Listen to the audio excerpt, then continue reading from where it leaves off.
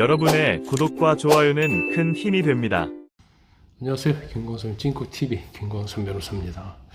제가 어제 이제 김새로운 씨에 대해서 영상을 올렸었는데 그 이후에 뭐 여러 가지 내용들이 나오고 있고 또 여기에 대해서 우리가 좀 자성을 해야 하지 않느냐, 그리고 특히 이제 악플과 관련된 그동안의 희생자들이 굉장히 많이 나왔어요. 그래서 이런 안타까운 일이 반복되지 않도록 사회적 성찰이 필요하다고 생각합니다. 그래서 근거 없는 비난이나 조롱, 또 악의적인 댓글은 어떤 경우에는 이제 한 사람의 삶을 이제 순결치에 무너뜨릴 수밖에 없는 경우가 있어요. 그래서 그건 우리 모두가 이제 성찰을 좀 해야 한다 이렇게 봅니다.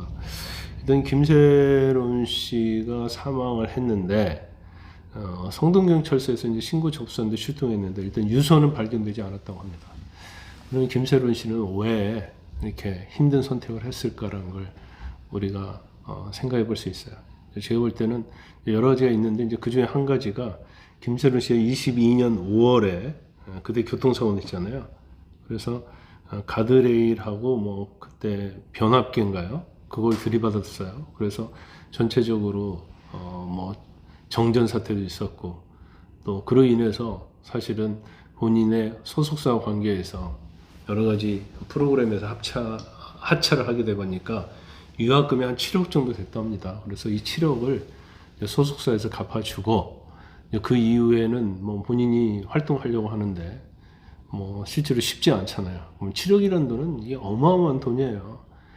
사실 크게 돈을 벌지 않는 이상은 평생 갚아도 갚지 못할 돈이죠. 그런데 이걸 이제 갚지 못해서 굉장히 어려운 상황이었다고 그래요. 그러니까 경제적으로도 굉장히 궁핍했다는 거죠. 그래서 뭐 커피 아르바이트도 하고 그랬는데 사실은 그런 아르바이트 해가지고 이 돈을 갚을 수는 없죠. 그래서 본인이 뭐 재기하려고 노력을 굉장히 많이 했었잖아요. 그런데 결과적으로 이제 재기가 안 됐는데 이 재기가 안 되는 과정에서 보면 엄청난 악플이 달렸다는 거 아닙니까?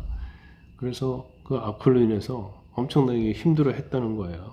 그런데 일단 우리나라에서 2008년 10월 그때 여러분도 기억하실 겁니다. 국민 배우를 했던 최진실 씨도 악플에 시달렸잖아요. 그러면서 뭐라고 남겼냐면 세상 사람들에게 섭섭하다, 왜 나를 괴롭히는지 모르겠다는 유서도 남겼고, 또 2013년에는 한 5년 있다가 이 최진실 씨의 남편이던 조성민 씨도 야구 선수였잖아요.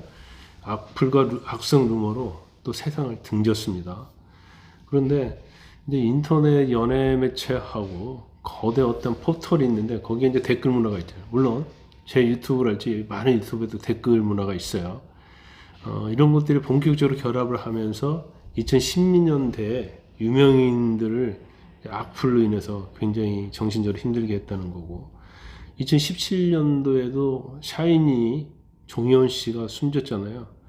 결국 우울은 결국 날 집어삼켰다 이렇게 얘기를 했어요. 또 그 이후에도 뭐 설리, 구하라 씨 이런 사람들이 세상을 떠나면서 특히 이제 구하라 씨와 설리는 그때 많이 충격이 많이 컸었죠.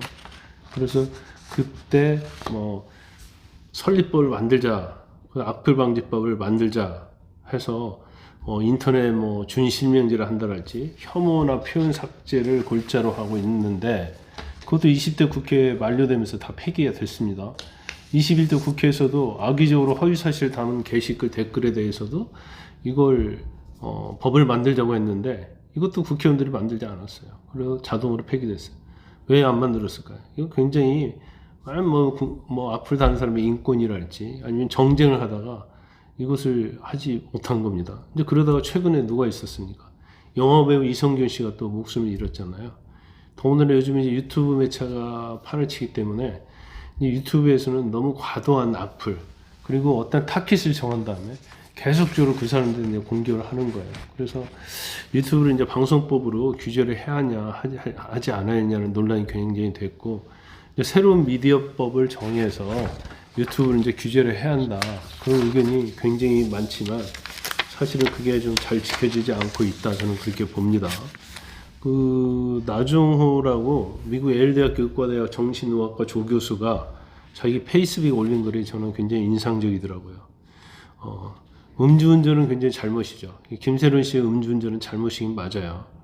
그런데 잘못을 했다고 해서 재기의 기회도 없이 사람을 사회에서 매장시키는 이런 사회는 이제 건강한 사회가 아니다. 이런 얘기를 하고 있어요. 저도 여기에 완전 동감을 합니다.